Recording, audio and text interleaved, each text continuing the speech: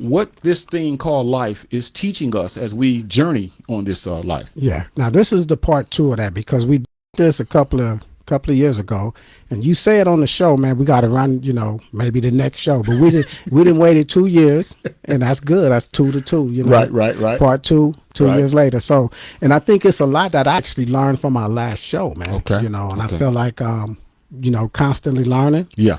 I'm always in learning mode. And I think that's how men and women should be. We should reflect, Kev. I know a lot of things are going on with the situation in Jamaica, with the political scene, and all these things that we have going on in our lives and in the world in which we live in. Right. But I think every now and then, it's not that we're avoiding all of it. It's just that we have to sit down and talk about what have we learned to better ourselves, or what are we finding out, or what are we bumping our heads against, as far as if we're going through things that we still need to learn, because we don't know it all. But at the same time, I think the wisdom that you have, I often listen to you when we doing our broadcast, and I really appreciate a lot of the things that you share, because we all learn, and that's what this is all about. Life's lessons. And likewise, steel sharp is steel, like they say. Yeah. And I'm glad that we had a chance to do this show, that we partnered together and decided to put our forces together, join forces, and talk about some pertinent issues that we've been having in our community. And we both have the same energy and the same focus and the same determination to better our communities. Good. And the things that we're going to probably talk about today is going to be some of the things that's helping us to do what we are trying to accomplish. Exactly. Well, let me take the first card, Kev. Yeah. Let me pull the first card of the deck. That metaphorically speaking, I want to go first and start talking about something that life has taught me. And we talk about it a lot, but I think we need to look at character. I think that's crucial. That's what I've learned in my own life. That's something that I'm continuously working on, but yet at the same time, I believe that's important, and that's something that's high on my list of how to become a better African American male, how to become a better husband, how to become a better father, how to become a better man at all, because character is what you do on the inside. Oftentimes we see these boxes of cereal and they look great. The advertisement looks great, but then when you pour it in the bowl and you begin to eat it, it doesn't taste the way the box displays. So right. I want to be the kind of guy, man, that works on character, because a lot of us we talk a lot, but the real issue is in building character, and that's what I'm working on, and that's what life has taught me. Okay, and in this, I want to be part of a discussion. Okay. So how do you see the character of our people, man? The character of our people, when you look at us as a group, just look at where we are. We have a lot of work to do. When you talk about character, you're looking at integrity, and not only integrity, we also have to look at some other aspects like values and morals. And so in many regards, many of us have built character, but as a group of people, I think we have a lot of work to do. We really do, because it's really reflective on what we see with our people today. So I know Mary Bethune-McLeod. She said you could tell a lot of basically about the people from the character of his woman. But how do we build character in our people? I know you said something about the morals and the ethics and things like that. How do you think we can go about building the character of our people? Or do you think our people are at flaw with their character, or what? No, I think the flaw is within all of us, but how we build it is we have to be honest, and broadcast like this is a character builder, because we're not going to come on this broadcast and just say things that people want to hear, make people feel good. We have to talk about issues that are internal. Like when we talk about morality, what is right? What is wrong? We have to be willing to stand up for what's right and to despise what is wrong. We also have to be able to know that we have to have standards. We have to have high standards. And all this is a beautiful challenge that you're asking me, and I like that, because that's how we talk. But this is what life teaches us, that we have to make sure that our character is important. It has to be more important than just about any other thing that we do, because that's what's on the inside of us. Yeah. If I look at the character of our people, I would think that we need to raise our standards. A lot of the things that we are prone to do, had the propensity to do, is not good for our people, and we have to change that. And I think we have to raise our standards, and I think our standards have been lowered, but it's a reason. I understand it's a reason. Right. But I think that is one thing that should be one goal of some of the leaders that we have out there and just people in general is to raise our standards. You know, we shouldn't have the violence. When we talk about the violence, the single parent household, the things like that, the marriage rate. I think that goes into our character as a people, which is our standards, which I do understand there's a reason behind it, but we have to solve that problem. Right. And I think this type of broadcast or just this type of discussion is important because we're talking about the things that needs to be talked about. Right. I know there's a lot of things going on today in the media world, a lot of comedians, bickering back and forth. People are having issues with life. People are trying to survive. But at the end of the day, we still have to, as you just said, we have to look at our character and say, hey, that is most important. Parents have to teach their children what character is at a very young age. Right. We can't wait until the child is 21 or 22 and try to instill in them character. We have to not only talk about it, but we have to demonstrate it. Right. And I know another show that we did, I was looking at past shows, we talked about sacrifice. I think us building our character, it will build our sacrifice. And look like our phone call just dropped. I call studio, but it says call back. If I hit it, maybe it'll come back up. I'll try it. Yeah. Okay, but yeah, I think it's back. It says what else? Okay, but yeah, what we have to, if you can't call in, comment, because we normally get a lot of comments, because regardless of whether you can't call in or not, we definitely want to hear from you. Now it says it looks like it's back online, but we would love to hear from you. What have you learned? What has life taught you? What lessons do you want to share with us that we can glean from? Because everyone, especially when you become an older gentleman or older young lady, there has to be something. You don't have to have a million things, but there's something that we should have looked at as we grew up till now to say, this is something that's important to me, and this is what I have learned, and I'm trying to implement this to become a better person. Right. And like I said, I think that it's important that everybody get involved with the building of the character of our people. Okay. So if y'all have any comments about anything that we're talking about, what are ways that we can help build anything that, like now we're talking about the character. So tell me what's next on your list, man. Well, I have something that's talking about responsibility, because as men, a lot of times we shut our responsibilities, and then sometimes we do. But as we grow up, that's something that life should have taught us to be a man. If you're a father, take care of your children. See, now these are the discussions that a lot of people get in trouble with. But if you're a father, then take care of your children. I don't mean financially if you can't afford it, but there are other things we can do to be responsible as men. Take care of your wives. Take care of yourself, because that's crucial. When I say take care of yourself, I'm talking about taking care of your physical, take care of your mental, take care of your emotional, because right now we need strong men at what we're dealing. We've always needed them.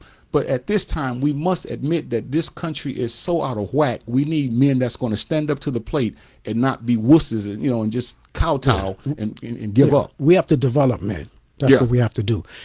Us as men have to get more involved in developing and turning our young boys into men. But in order for us to do that, we have to understand what it takes to be a man. It's easy for somebody to say, well, he needs his father. Well, his father is not a good example of a man. He needs that father figure and not that particular person that we're talking about. But the community can help raise that child. Like they say, the village raised the child. And I think that is very imperative for us as men to get involved with each other and figure out ways of raising our men and raising the character of our people. And it comes with, like I said, it comes with responsibility. That's something that we have to teach. We have to demonstrate it, because responsibility nowadays is something that a lot of us throw out the window. But you're responsible. I'm responsible. All of us are responsible for building the character, as we said earlier, as learning the life lessons and utilizing those lessons so that we can make us a stronger people, as opposed to always being kind of on the back burner complaining. And the show is about our life lessons. This is what I've learned about responsibility in life. The things that have been imprinted into me by my dad and my parents and things, I see that that's not a normal or a reoccurring event in our community. Like the everything we talking about, the character that Okay, it I was got you. instilled in Right, me, right. how to be a man. Yeah. Even, you know, some of those things that I got at home, I'm seeing my friends didn't get I a got lot you. of that, I got or you. people that I come across, or you could tell by the way some of us act in society that we didn't have that same type of upbringing. see. So then what I have to do, or what we should do, is say, well, it's my responsibility There you go. to help those that don't know find out, Right, and to right, know, right. you know, because that's only going to strengthen us as a people. And this is something that a life lesson that I have learned, that everywhere I've been around the world, you know, and I'm looking at us as a people. When I was in Europe, it was Africans that was there, and they were the immigrants. But I was looking at some of the things, like we have this image of Africans stoic and things, and some of them was the drug dealers over there, Right. you know, and they would see us and they would run to us to sell drugs as if we are the ones that's going to buy the drugs. And I look at our people as a whole. Okay. You know, we have a job to do. We have a big job to do. Yeah. And we got to start working on doing it. But we as men need to get together and find out how we can do this. Yeah, that's true. I got another thing that life has taught me, and we all know this. This is what we call a given in a really weird way, and that's racism is an ongoing battle. Life has taught me that from the time I came out of my mother's womb, even though I wasn't aware, but once I became knowledgeable of life, racism is something that I will fight until the day that I leave this earth. Right. So no matter how much money I make, no matter how many degrees I get, by me looking the way I am and being a part of a group of people who have been despised, a group of people who have been rejected, a group of people who have been degraded, and so forth and so on, I know that I have to continue to fight racism, and that's by, like Malcolm X said, by any means necessary. Sometimes we get up in age, Kevin, we maybe attain things, and some of us think that racism is over with because of what we've achieved. Right. But life has taught me that no matter what I get, no matter how far I go, no matter how low I am, racism is going to be a battle that I'm going to have to deal with until I leave this earth.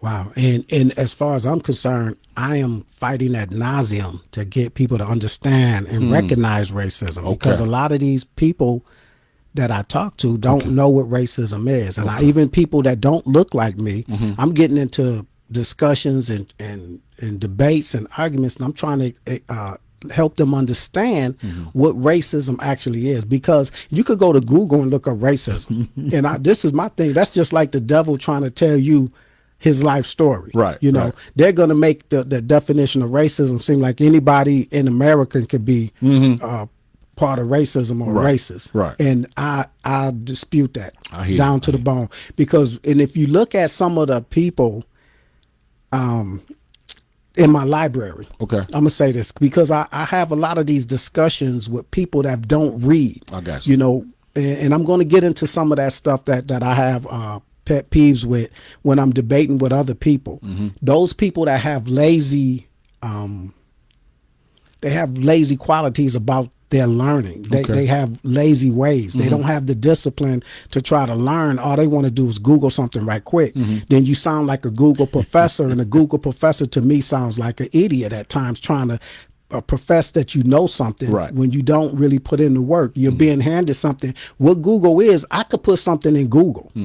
You know, we could put something in Google about whatever, come up with a word and keep putting that word in there. Then that's what Google gonna say. Well, I looked online, or Siri or Alexis or whatever, Alexa, whatever. It's gonna always, they're just gonna look online what somebody has given them. You're right. So if I look on Google, I ask Siri who Christopher Columbus is, then they're gonna give me this internet Christopher Columbus hero type thing. If I ask them about the Alamo, they're not going to tell me that it was about slavery and all this stuff like this. Right. So this is what I'm saying. When people they lazy with their research, and then they want to debate you on it, and that irks me because they don't know. Wow. And what irks me even more is a lot of us that don't know. And when you try to explain to them, you know, it's a fight. And I understand that part of the fight.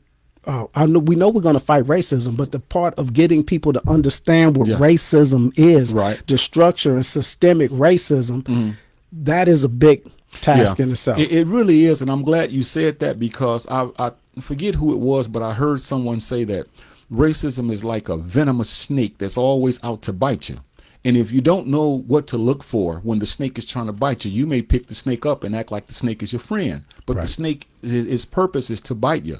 Racism is something that we should continuously be teaching our children how to deal with it, how to look out for it, because it comes, as you mentioned, systemic ways. It comes in different forms and fashions. It's not just because you're a dark-skinned brother or we're black, people don't like us. That's true, but it's deeper than that. It's people taking over the economy, the political field, every arena that you can think of, and they use that to their advantage so that they can stay on top, and those who they are oppressing will always be underneath. And that's why we have to teach, as you mentioned, practical truths about racism, as opposed to racism is people don't like you because you black. Right. That's superficial. That's shallow. That's not really.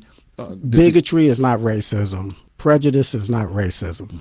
Racism is power and control. You're able to have power over my education. You have power over my economics. Everything. You have power over my history, how I see my history. Right. You know, you have power over who I see as God and how I see. And it's so deep. And many of you have power over where I live in the community. Yeah. The way where, like I say, that's economics and everything. So, and I know it's a book that I shared with you, White Rage, and that's going deep into showing people how deep everything that we have in a power structure is controlled by white people. You know, Kevin, I want to ask you this because I really value your opinion in the things that you share with me. But this is what I want to ask you, and this is something that we can put in this lesson about what life has taught us. We've been here for many years, over 300 years, and everything has been the same as far as the way we've been treated, the racial practices that have been inflicted upon us. What I wanted to ask you is this, and just shoot straight when you tell me this. After all these years, and I'm looking at the educational system as an example, we know what's going on. We know that we are not being treated fairly, and we're not going to be. But then why do we engage in the very thing? In other words, we act as if this doesn't affect us, but you just mentioned it affects us in every facet of life. And case in point, if I know that my children are not going to be taught what they should be taught, why do I continue to send them to the very institutions that's going to use the educational system against their own interests? I think many of us don't see it that way. Okay. I think that's basically and even if I think about when I was going to school, like I spoke about my upbringing in the beginning, my dad was a disciplinarian. My dad was like, read. My dad was put a belt on his shoulder. I was in probably second grade reading the Reader's Digest, you know, and with a belt on his shoulder, getting words wrong and getting popped for it because he felt like I wasn't putting forth the effort to sound things out. A lot of people didn't grow up with that. But even with that being said, having to have a certain standards of grades and getting my butt kicked when I got home, not on the just, it's like what they call it before the real grades come out, they have the report, some type of progress report. Progress report. Yeah. Like getting if I had a B and I had a B plus and then I went down to a B minus, I would get in trouble. Okay. So this is the disciplinarian that I grew up with. But even with that being said, they had their faults because they would still go to school and learn. You know, they weren't getting involved in what we were learning. And even though the school system may have had good intentions, as far as like I was looking at something where we were talking about Black History, where they had Black History Month in school, and they had Budweiser had all these black kings in Egypt, but that wasn't what Black History was supposed to be about. Okay. But if we don't get involved and change that, they're going to say, okay, yeah, Black History, we're going to give you this king of Egypt or whatever, or Hannibal. And that's good, but Budweiser shouldn't be in control of teaching us our history, and they were getting it wrong because Black history is about American Black history. And that's what I'm asking you. I'm saying, okay, we know that. So what I'm saying is because we know that, why are we as parents not today? I can get in the past, but since there's this new fad, everybody's conscious, everybody's Afrocentric, but it's still the same thing for the most part. I think it's easier for them to say, well, go to school, get your grades, and I can teach you what you need to know. Like I said, the whole Google thing, a lot of that is okay. I know this and I know that, but you still sending your kids to school. And I think it takes a lot of work Okay. for us to think about or try to have architects in the village to say, well, we're going to start designing our own schools, because I don't think enough people see a problem with that. Okay. And I'm gonna get into something with that being said, cognitive dissonance. This was something that a word that I found the definition of, or the quote that I found, the phrase, I mean, that I was introduced to maybe like 5 or 6 years ago. A lot of it, Frantz Fanon, the French, he was African descent. He was a black psychiatrist, you know, and reading his book, The Wretched of the Planet Earth, or The Wretched of the Earth, and The Black Skin, White Mask was a couple of his books that I have.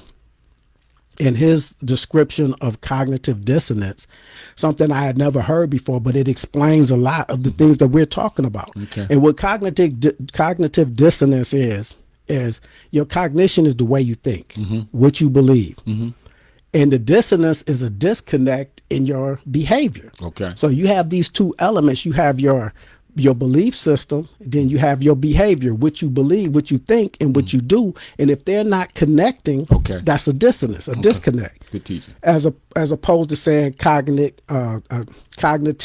consonance, Okay. which means they're in tune Right, with each right. other. What we're doing is cognitive consonance. Okay. You believe in black Afrocentricity and all this, so you have a school doing it, pro-black mindset. We have this show, and we have our other shows speaking the same thing. We're not doing this and then doing something different, you know. So that's consonance. But the cognitive dissonance is what America has, you know, with the slave masters going to church and talking about, you know, Jesus and the love and all this stuff, and Right. and then turning around and treating us Yeah. and raping us and Right. doing things like this, Right. and treating us like animals, when you shouldn't even be treating an animal the way that they was treating us. That's a cognitive dissonance that they have. It's a disconnect. Or this country, Okay. they have their constitution saying all men are created But- equal, and then you're doing something different. Then Yeah. we're constantly fighting for rights when you have this beautiful constitution that if you live by, we wouldn't have to go through what we're going through. Beautiful. But then we as a people have that disconnect. We okay. know, they know that they should be doing some of the things that you're talking about doing, sending our kids to a black school, Right. patronizing black businesses, Right. economic strength. Right. But they're going to the disconnect, because they don't do it. Instead of saying, you know what, they're right, Wow. they're going to take those two elements that's out of line, and they're going to make up for it. Good Either teaching. they're going to come up and say, well, you know what, it's a reason why we don't do it, because it's not going to work. You know, they're just trying to, Right. or they're going to stop, instead of changing what they do, they're going to change the way they think. Or if this change, instead of changing the way they think, they're just going to change what they do. And it's going to be that disconnect, and they're trying to compensate. So they're going to say, man, what you're talking about is not going to work. Okay. All that building the school stuff, it's not going to work. Gotcha. And that's how they get at ease and take that stress away. Beautiful, beautiful eloquence. And I want to put verse 2 to that. Y'all know my new thing. When Kev gives y'all verse 1, you know I got to give you verse 2. And that is so true. Another thing I want to put with that, which is my verse 2, is this whole thing that's called the Stockholm Syndrome. Right. In 1973, some people went into a bank in Stockholm, Sweden, and they basically robbed the bank, but they held the people in the bank hostages for many, many days. And what happened was the people in the bank had fallen in love with the robbers, and when it was time for the robbers to be taken out, the people didn't want it because they loved the robbers, because the robbers had interacted with them and made them feel a certain way. And I guess the what I'm trying to say is, many of us as African Americans, we've fallen in love with those who have done us in and continue to do us in, and we don't want to separate from their ways, from their morals. We love them so much that no matter what they do to us, we're going to take up for them. That's why when you talk about the schooling and the educational system, there will be some that will say what we're doing is hogwash, but what they've been doing have been hogwash for so many years. But then why do you like what they're doing when they're not teaching you? The reason you like it is because you've fallen in love with them, and you have messed up your mind from a psychological perspective into now where you can't even see the damage that's being done because you love them. White is right and everybody else is not. And I love that you brought up Stockholm Syndrome, man. I'm going to bring up a name, Patty Hearst. And this Kev. is like, see, when you talk about Stockholm Syndrome, that's just like talking about cognitive dissonance.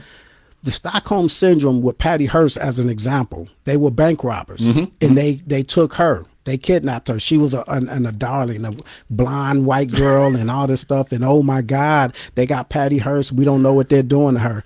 And next, they kept robbing banks, and then she was holding guns with them, robbing banks, and they couldn't fathom that. Like, what the hell? Right? Is this her? Yep. And it's just like, she had a wig on, right. But like you said, they had imprinted their beliefs on her, and she started being affiliated with what they believed in and what they believe, and she became one of them. And this is what we do. We fight to become American. and we're part of this country, right. And this is the fight I have with people that I talk about at work. They're like, oh, well, you don't love America if you think like this. No, I don't love America ways. I don't love the government. I don't love the way America's treating me. I would be a damn fool to sit up there and act like, oh, I love America, when I'm looking at all the blood. And the trail of tears. But that whole Patty Hearst thing, that threw everybody like, what the hell? So they had to come up, why is this happening? Stockholm Syndrome, that's what it is. And when you brought Stockholm Syndrome up and then you associated with us, that's what I like. That's what I love to hear. I love to see us try to solve our problems in the manners that we can explain it. And here's something I can throw in there. Here's another thing that life has taught us. These are lessons, and I'm sure you will concur with that. Basically, that many of the lessons that we've learned from our ancestors, because our ancestors were oppressed, and our ancestors gave us the blueprint, as your show so eloquently states every Sunday, the blueprint from 3 to 4. The blueprint is they were oppressed, we are oppressed, and yet we can see some of the truths that they showed us, if we will accept them, how to make sure that oppression doesn't get the best of us, and which involves sacrifice, which involves self-deprecating, which involves a lot of things that a lot of us don't want to do. So what I'm trying to say is this: I have learned so much from my ancestors, and if I want to be specific, I can just start mentioning names of people that I've studied, that I looked at their lives. And I say, for example, Frederick Douglass. Here was a man who was so adamant about our people that he sacrificed. He was one of the most eloquent speakers. Booker T. Washington. This goes all across the ages. A lot of the women and men. And then you look at, what did they do to become great? Well, they stood up for the truth. Okay, they sacrificed. They gave their lives in many cases. Mary Turner was hung, in 1918. Other people they've done so much, where they show us, if we look at what they did. Thomas Sakura, this guy was in Africa, man, where he was a president, and his right-hand man had him assassinated. But he loved the people so much that he put himself in harm's way, because he knew that if he continued to speak for justice and truth, something was going to happen to him, and a lot of us are afraid of that. And this is what they have done, because of like the same thing that you just said. Those that have stood up was made an example of. Thomas Sankara, that was France. France put one of his generals, his right-hand man, and turned him and say, hey, we could give you the power, and we could give you the wealth. And this has been a repetitive thing throughout the dealings between Europe and Africa, America and Africa. We sanction, when I'm saying we, I'm talking about the United States, sanctioned coups, and Stevie Biko. The CIA gave him up to the South African government, his whereabouts, so that they could capture him. Patrice Lumumba, we delivered him to his enemies, put him on a flight in Belgium, and America was working together. But America had a CIA agent in there to assassinate him. And actually, after he was murdered, he drove around with Lumumba's body in his trunk, because they were going to poison his toothbrush. But this is things that you read about. You're not going to Google that and find that information, or if you do, you have to know the right questions to ask Google. You can't just look up something blah and it's going to give you the deep answer. So you have to find that on your own. But since they know what you were saying about Frederick Douglass and even Malcolm X, this is why they were out to get the Black Panther Party leaders. They didn't want another Malcolm X. Right. So when you look at Kwame Ture, you know, Stokely Carmichael, that's what they were afraid of. He might be the next Malcolm X. So it's just like your biblical stories where they kill all the male children, you know, and you know, trying to get to Moses or whatever they're doing. It's the same thing they have done to us. And they know if they make an example out of anyone that stands up, the rest of us may get scared. And that's something that we have to fight against, because we know that's what they do. So when you have a Kaepernick sitting up there saying, I'm going to take a stance, it pisses me off when I hear black people sitting up there and we talking about the problem. And yeah, if some of these entertainers and athletes will do this and do that, why? When you don't support them when they do, they get publicly lynched, and then you just stand back and watch and then keep watching the games. You know, so why would I stand up and risk my career as if my money don't mean anything to me and my family when you don't put your money up to do the small things? Yeah, you don't even support the African American businesses in your community, but you want to gripe about other things. I also learned in life that choices shape legacy. Everything that we do in this life, it affects the future. What you do today, in other words, what you do today is going to have a bearing on your future. You have children, you have grandchildren. They see you, they look at you, they're going to remember you in the light that you gave them. No matter how many years it was, I don't care if it was 5 years, 10 years, 15 years, they're going to have memories of you. And when they have memories of you, it should be memories of a grandfather or a father or a brother or uncle who was on the up and up, who was a stand-up kind of guy. So when they talk about you, even when you're gone, they should have memories of my relative. They did X and X amount of things so that the community that we live in will be better. They see you doing broadcasts, talking about subjects that a lot of people are afraid to. They talk about them behind closed doors. But when you get out in public, they ask you a question about racism, and you say, well, you know, I'm not too sure. But behind closed doors, you're the loudest thing that, you know, there is to talking about what's going on. So everything that we do is going to affect the future as in some kind of way. And if we do nothing, even if we do nothing, then it's going to be affected by that. It was something I remember a statement that said, your kids, 10 years from now, your kids are going to eat off of the decisions that you make today. And that was powerful to me. That was powerful. And like you talked about the ancestors.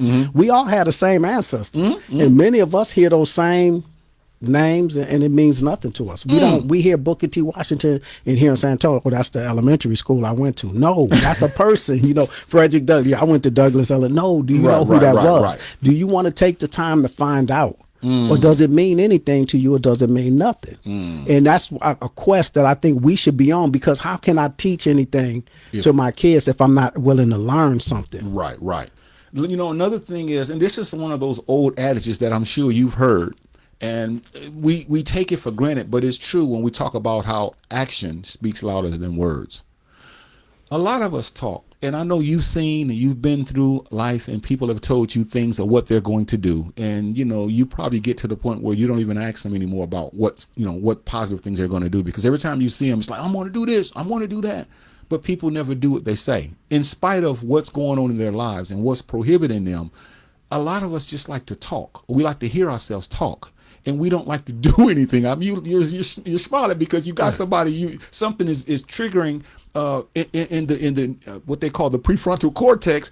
Because a lot of us we don't like to discuss this, but we just talk. Kev, actions are they speak very much louder than words, but we never do anything about it. And so we become a people who likes to say things, but then it's like, when are you going to do something positive to help the community? Right. Man, holding people accountable for what they say. And to me, it doesn't take long. I mean, I ask you.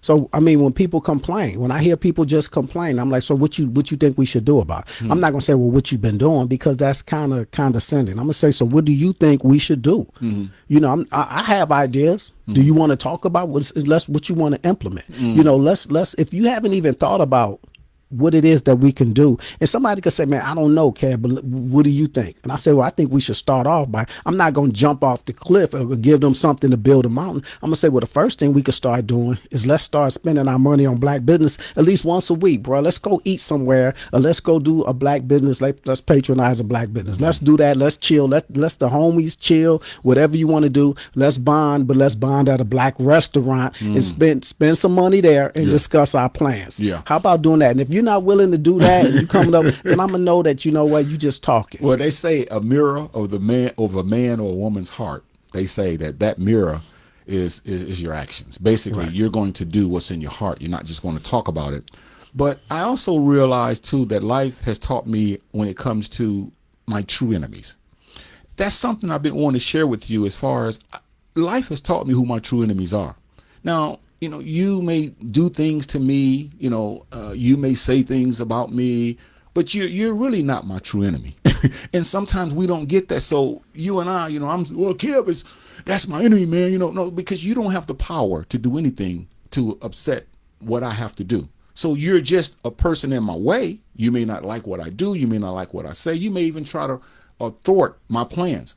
But a lot of us don't know who the real enemy is. See, we always think it's each other. Oh, it's Kev, man. That end got him a car, and I'm still driving this little beetle bug, and he thinks he's that. So yeah, he's my enemy. No, you're not my enemy, because a lot of us don't know who the real enemy is, because as you mentioned earlier, we have not been taught who the real enemy is. Right. And that was good, man. A lot of things start running through my mind. They are tools.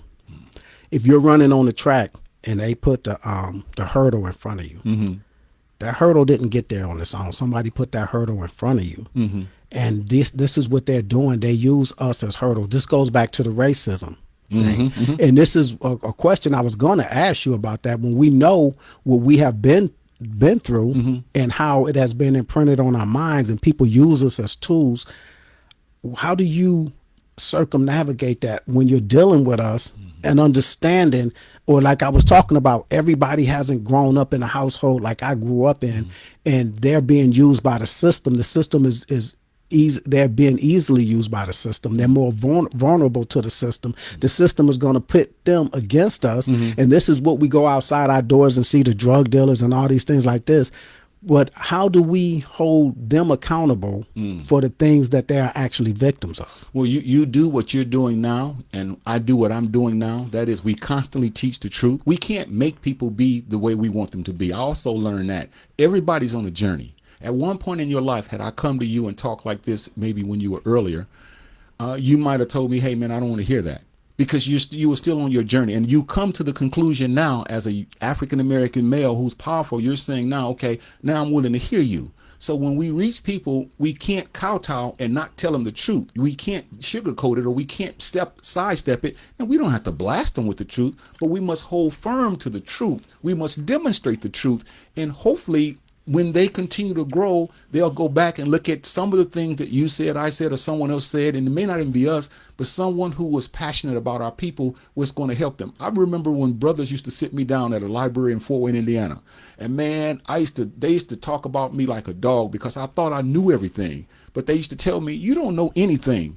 You need to really study, because all I had was a white man's education, you see. Right. And so it dawned on me, even after all these years, that's what they were trying to tell me, but I didn't listen to them. But now I thank them, brothers, for sowing that seed. So all I'm saying is, we can't get to a person and just change them, because of what we're saying. But what we can do is be in a line of on their journey, to be the type of people who speak the truth in love, and to demonstrate and to show them, hey, what we're talking about, we live in it. We're not just playing with it. Man, that's great. I'm thinking about all the people that likes to bash us, that like to bash us, because you feel like you got a little bit of information, and having knowledge doesn't give you wisdom. You just because a player, even if you know how to play basketball, or you was a great football player, doesn't mean that you know how to coach the game. That doesn't mean that you know how to deal with individuals. You may have been getting by on your talents alone, but you didn't study the game because you had this ability. Teaching, you being a teacher, you have to learn how to deal with kids. You can't say it's my way or the highway, and you got this wrong, because they're not gonna be receptive to what you're doing. You have to have some kind of psychology in you, or dealing with kids, whatever age you're teaching. You have to know how to reach the people you're trying to teach. And this is something that I see that we are lacking, because a lot of us come upon knowledge, and then we get frustrated at those people. We don't have the patience at those people that are victims, and we want to bang them in the head. And I ain't talking about face to face. We get here and we talk about them. These Negroes, they cowards. These brothers, they dumb. These sisters, they loose. They this and that, and we don't have the understanding to say that they are victims, and that we have to care about them in a different manner. Right. We could be upset with what they're doing. It's a sister, you brought up the ancestors and the slavery, Dr. Joy DeGruy Leary, post-traumatic slave syndrome. She's talking to us about some of the things that we do today that are results of us being enslaved, that has been carried down throughout the generations that we still carry with us. Wow. So when you have, and people, someone commented on one of our shows before, they're like, why we keep blaming like basically the white man for our issues?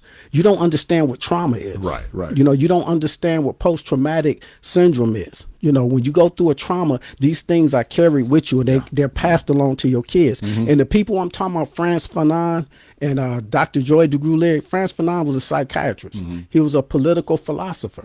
Dr. Joy DeGruy Leary, she had a master's degree in clinical psychology and a PhD in social work and social history, working with people and how people work. Right. And another sister I want to bring up that had a great impact on me was Dr. Frances Cress Welsing, the ISIS papers. Okay. And, you know, and she was a psychiatrist. And when I'm talking about, I read books of psychiatrists, psychologists, because those are deeper issues that we have than just saying, well, brother needs to just start learning, or, you know, and even though they mean well, they could tell you, but they got to understand what we're going through socially. Yeah. They got to understand what we're going through philosophically in psychiatry, because that's what the enemy is using against us. That's beautiful, because Dr.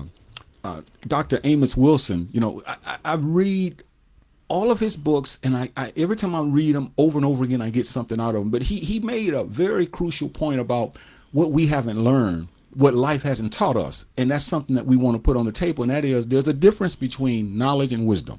Right. And to simplify it, knowledge is what you know. Wisdom is what you do with what you know. Right. Because a lot of us know a lot of things, but we don't do what we should do with the things that we know.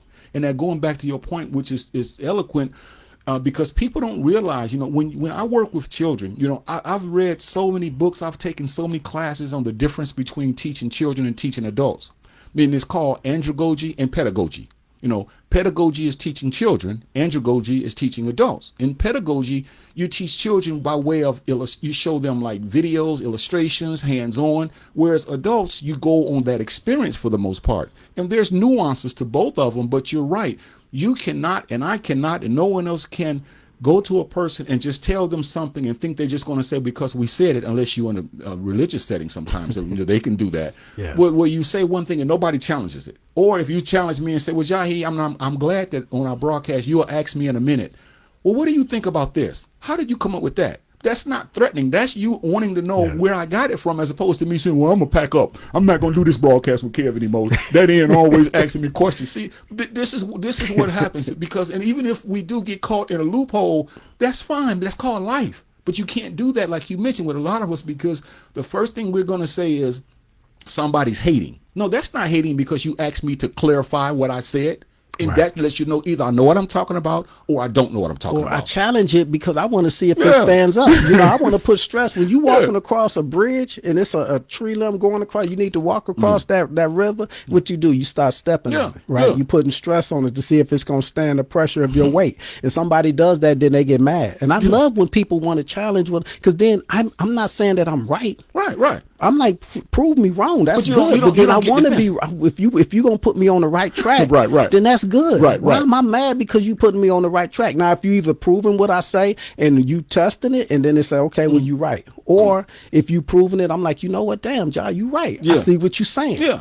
And then I'm happy anyway. Right, you're not defensive. See, and that's what it is, because I was talking to some people the other day about what stress does to us. And I know growing up, I didn't have much science, but now I'm into science big time.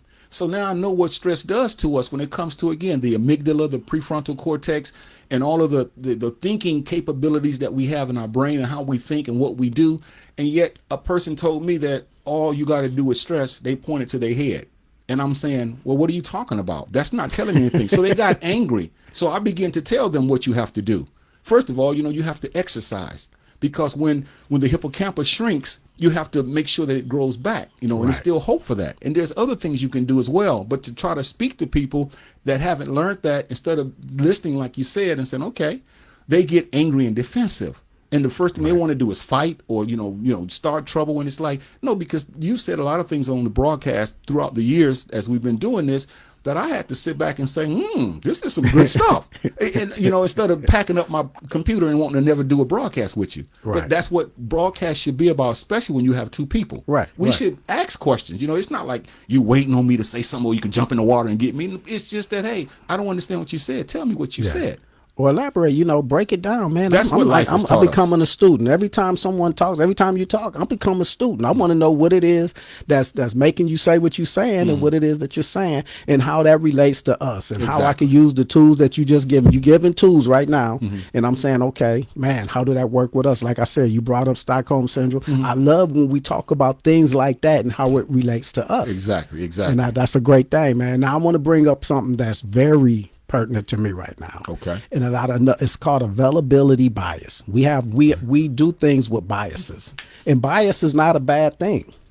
Okay. But the thing about availability bias is it's deep. It's not easily explained, but I see it all the time. And even when I have these discussions with people, I understand that this is what they're using, and they don't even understand that that's what they're using in a negative or a positive form. What availability biases are is things that's available to your mind. Okay. The things that you like. If you read all books, positive books, then what's going to come? You're going to have positive outcomes, and you're going to have information that's going to help you build. If you are bombarded with negativity, that's what's available to you. The images of negativity in black people, that's what our oppressors use against us.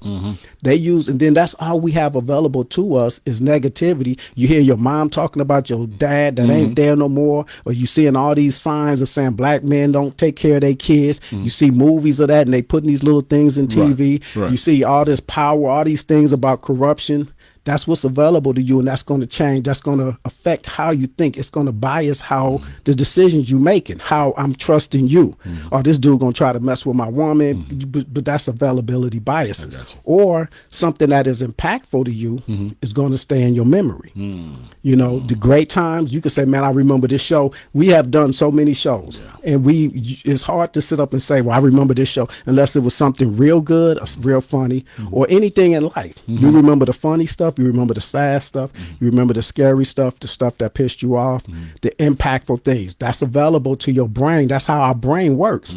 We remember, and the things that if you didn't do anything last Wednesday, I say, man, what did you do last Wednesday? You're going to sit there and say, if it is something that you had that you remember, it's because it's a reason that it sticks in your brain.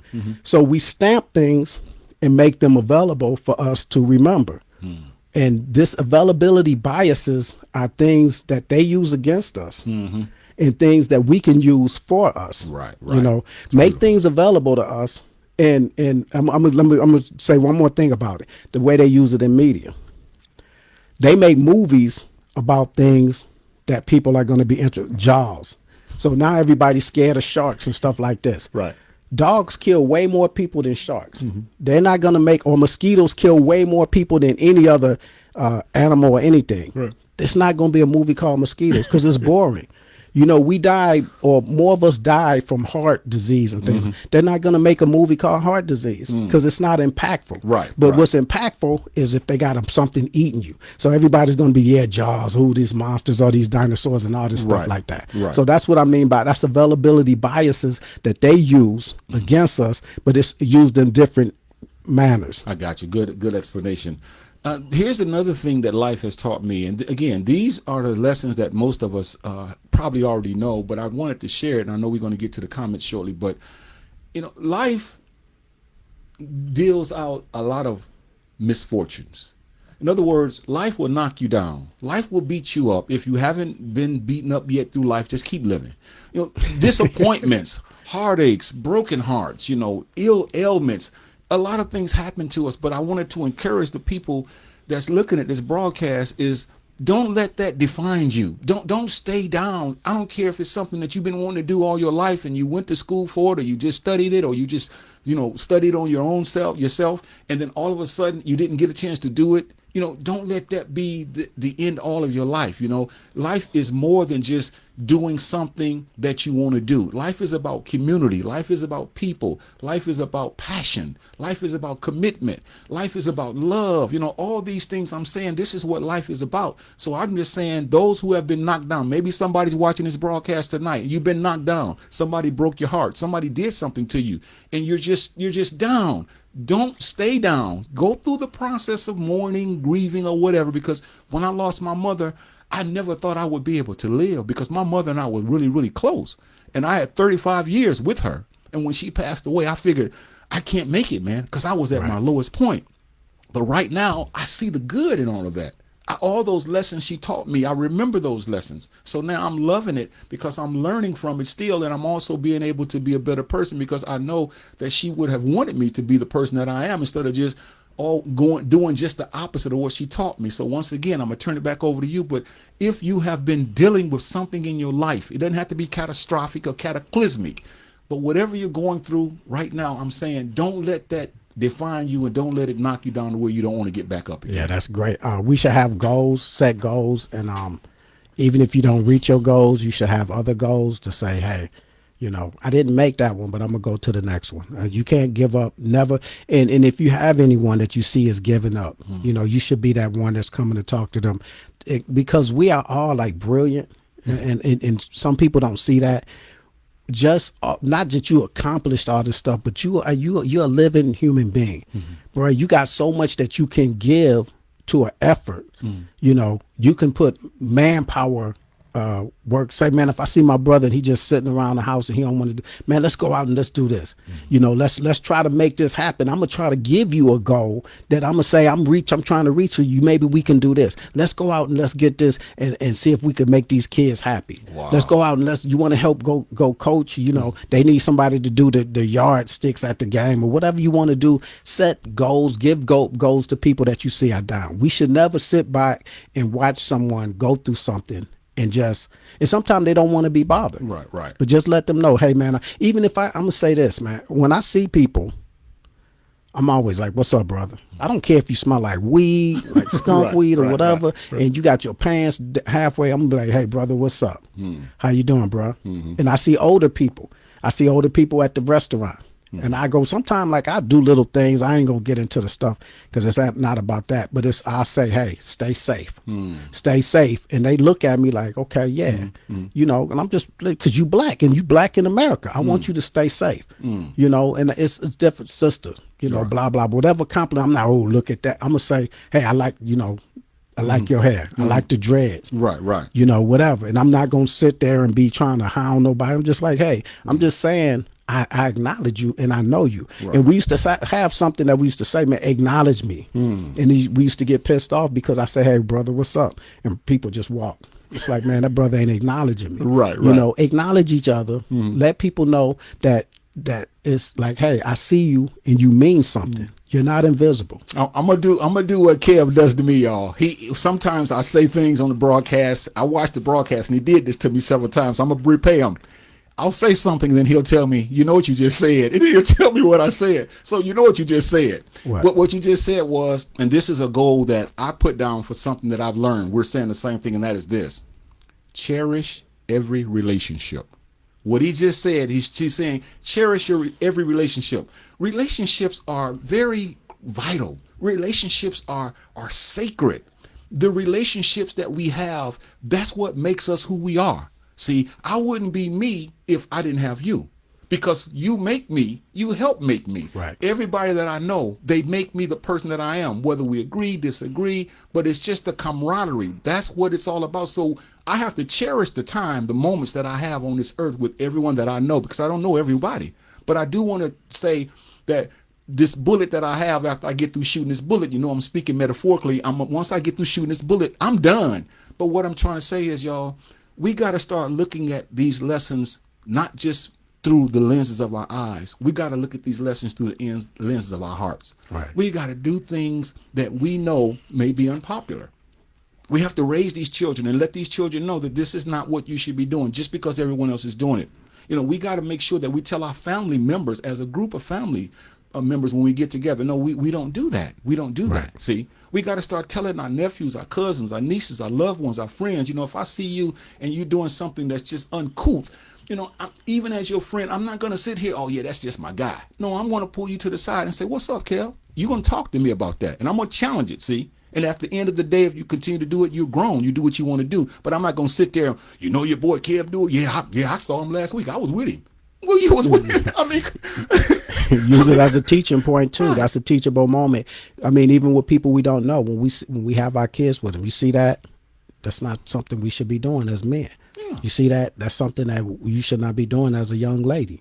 Yeah. Those teachable moments. And what you were just talking about is relationships. See how he just did it. Yeah. He just did it. You hear what he just said? What you were just talking about. Come on. That's relationships. And I'm saying that we have a relationship with people that we don't even know. Yeah. If I see that brother or that older couple or that black, whatever, because our relationships we are related as being in this country and being in the same dangers that our parents were in, or maybe more or less or whatever, but we're still in danger. I have a relationship with you, whether you realize it or not. That's why I'm going to go speak to you, even though I might not know you personally. Right. But hey, bro, we here. We in the struggle. We had a show the struggle is real. Yeah. We're all in this struggle. Yeah. Hey, man, I see you. What's up, bro? I got a relationship with you, whether you know it or not. And those who you know, I'm saying those who you do know, cherish those, because see, some of the people you don't know, but we're responsible to them, which I concur with that. But I'm saying those who we know, cherish them. When we get together, man, we act like two little kids in a sense sometimes. Y'all should see us offset. I mean, on set, we got to put on our game faces. Offset, we're just two people that love, enjoy life. We love and enjoy each other. And everyone that it should be like that. I don't mean every day you on cloud nine, but you have to realize that this is a special. If I didn't have you in my life now, based upon what I know about you down through the years, I wouldn't be the same person that I am. And people need to know that that's what makes us. That's what life should teach us. Love and cherish your friends, your family, because it's not going to always be this way. Yeah, and I don't have such a hubris that I can't say that I don't learn, that I'm not a student of yours. I'm not a student of I'm not a student of anybody I know. I learn from everyone I know, and I have to humble myself to shut the hell up sometime and listen to what you might have to say. You may be, because we all fighting, and everybody want to talk, but sometimes just shut up and listen. And listen to what, like you say, the older people are trying to tell you something. Shut up and listen. Yeah. You might not even agree with you. They may be come and say, hey, I'm a Jehovah's Witness. I sit up and listen. It was a time I wouldn't answer the door. I'm like, okay, I have no problem talking to y'all. Oh, yeah, this is what you believe? Well, what about this? And what about that? Because I'm learning about that. So I have I'm not going to convert to that. But I'm saying, what makes you think you right and these people are wrong or whatever. So I always ask them, when it comes to these Hebrew Israelites and Jehovah's Witnesses, I always ask them, okay, in the New Testament, every book, not the letters, but every book was written to Europeans, Corinthians, that's Europeans, Ephesus, Europeans, Colossae, all those. There's none written to Africans. So don't come. That's another broadcast. See, he getting on that. But that's a good. That's a good topic, though, man. Because to me, when you're able to say that, that shows that you have some type of intelligence and that you know what you're talking about, as opposed to people that's totally oblivious to that has been in that. I don't want to say profession, but been in that group for 20 years or so. And then you may be telling them, because there's a lady like that, and me and her got to talking. I was on the phone at work with one of my homeboys on my Bluetooth coming out, and me and the sister started talking. I said, well, sister, what about this? And then she was like, but don't you know this and that? And we started sitting up there, and the other lady was like, come on, like, you're not converting. She's like, no, I want to finish talking. So we sitting there talking for like 20 minutes. Yeah. And I'm like, sister, but how you gonna approach me and you're not familiar with this? Right. And I'm talking about what you trying to teach me, because then she knows that I'm learned, and that's not my, but it's nothing wrong. You don't have to argue with people about anything, but anyway, you want to hear some of these comments, man, or let's go to the top. Okay, here we go. This Sister Marie, the beautiful Mudiwa, the lovely one, she says, Hotep brothers, Hotep queen. And then Sister Barbara, she says, Hotep brothers. And then Sharon Simpson Anderson, she says, Hotep family. They just basically saying they want us to have a great show. And what does Hotep mean? Tell some of these people what Hotep. This is an Afrocentric. Yeah. Hotep is a way of greeting people. It's a peaceful greeting, but it's a different kind of peace. Like some people say, shalom, that's peace. Yeah, But peace. hotep is a different type of peace. It's the best peace if you're going to give somebody something. This is the best way you can greet somebody as far as saying hotep in the Medu Neter language, which is that's what that's all about. All right, now hold up. It keep jumping down. Then we went to Lede Bishop. She said, "Good evening, gentlemen." Sakina, she said, "Assalamu alaikum, brothers. Walaikum assalam, sister." That's the Muslim greeting to each other, and I appreciate that. And Lede said, "Man, y'all on fire tonight. Tonight's show is speaking much truth and knowledge. Love it. Good. Appreciate the comment, sister." Good. And where we at? We at that Josiah. He says, "Good point. Good point, Icktown. We have to fight back once we get knocked down." That Icktown was my nickname in high school. Yeah. They start calling me Icktown, and at first I didn't like it, but everybody started calling me that, and they influenced me so much. Every shirt I went to get, I put Icktown on the back of it. So see, they called him Icky, and I refused to call a grown man Icky. So that's what my mama called me, Icky, because when they said, "How did you get that word Icky?" Well, when I was a young boy, actually a baby, my mother used to say, I would hump the floor, and she would say, "That's icky." I didn't understand what it meant, so I would hump the floor faster, faster, faster, faster. So they would crack up and laugh, so everybody started calling me Icky. Oh, okay, man. I wouldn't. I would have stuck. I would have went to the grave with me. And Barbara Royer said, "I'm so inspired by the knowledge that you brothers bring.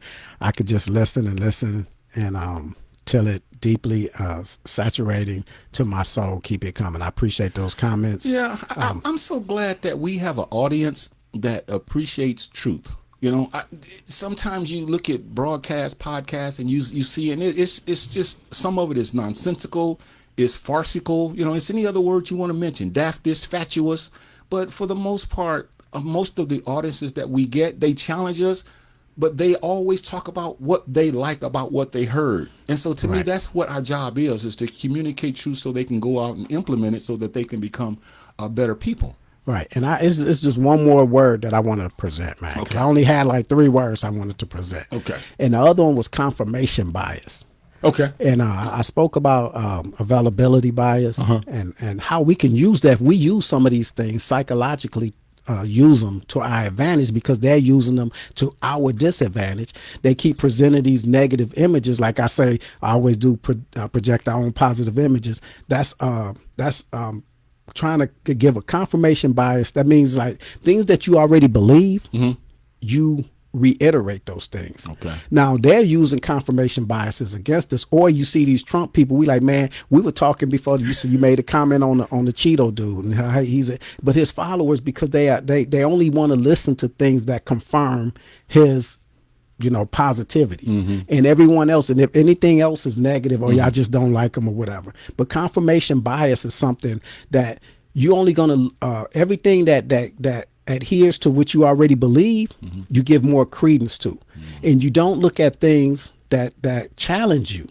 Like if I'm sitting here and I believe something and then you challenge it and you give me a reason why, I don't want to hear that. I'm doing and I give it little value, but somebody else may say, yeah, exactly what you were saying, and they're giving compliments. So I'm gonna give this person more, credence because they're confirming what I want to hear or what I already believe. Wow. And we get caught up in our confirmation biases. And if you want to like we were talking about our children, to teach them, you want to make available to them the certain things that's going to bias how they see us, the positivity.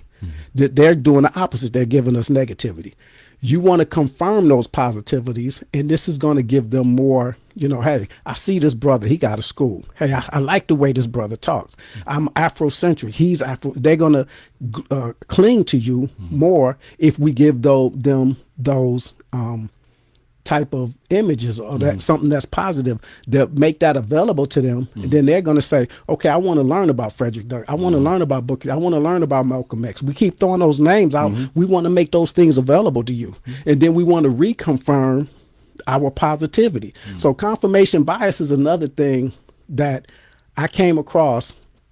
It's a lot deeper than what I'm saying, but those are biases that help us in a positive way, because also I think those are things that they work against us, and we have to undo. If someone has a knot and you don't know how to undo the knot, you got to undo it the way that they tied it, or you're just going to be pulling, it's going to get tighter. Right. And this is what a lot of us do in our community that think we're on the right path. We have that knowledge, we're pro-black, but we see us and we attack us. Yeah. We got to undo some of the things that this society has done to us to get us in these traps that we're in. And we have to undo that knot. We have to study and learn what they are doing to us in order to untie those knots. Wow. You know what? That brother right there, that's the last bullet that he shot. I shot my last bullet about 2 minutes ago. Now he just shot his last bullet from the scholar, the philosopher, the Pan-Africanist. This brother here, man, I love doing this show with you, man. I love you, man, because you are a powerful brother. I appreciate and I've learned a lot from you, and I want to continue to do these shows. To all of you who have watched this, we greatly appreciate you coming out. I started this show. He closes it out, so that's how we do things. So we're going to leave here, and the week after next, we're going to come back with another show. And hopefully you guys are going to tune in and tell people about us so that we can have more viewers, because what we're saying, you don't want to let this go. And tell somebody about this broadcast. Yeah, make it available. Make it available. If y'all have any topics, hit us up. Let us know what y'all want to hear from us. All right, we out. Peace.